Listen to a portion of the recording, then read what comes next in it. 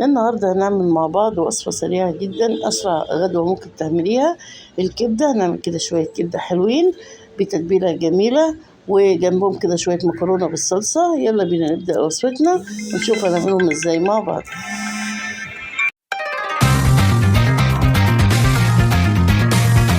أول حاجة طبعا هنتبل الكبدة، هنحطها كده في بولة ونعصر عليها كده ليمونتين كبار بالشكل ده كده. اهم حاجه الليمون والخل في الكبده طبعا احنا عارفين.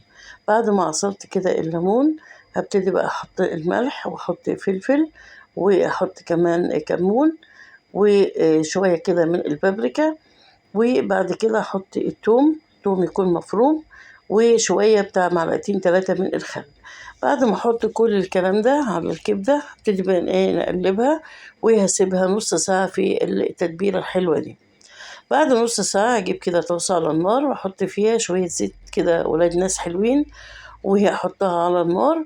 مجرد الزيت ما يبتدي يسخن هنزل بقى بالكبدة، هشوحها كده في الزيت لغاية ما لونها يبتدي يغير بالشكل ده كده. مجرد اللون ما يبتدي يغير هنزل بقى بالثوم المفروم يكون فرمينه ناعم، وبعد كده هنزل الفلفل حسب التقطيعة اللي انت حباها، صغيرة بقى حبات اي تقطيعة انت حباها. وفلفل ممكن يكون حار ممكن يكون عادي برضو، ده شيء يرجع لك. بعد ما حطيت الفلفل انا مقطعاه نص، يعني مش مقطعاه صغير قوي، مقطعها طويل شوية.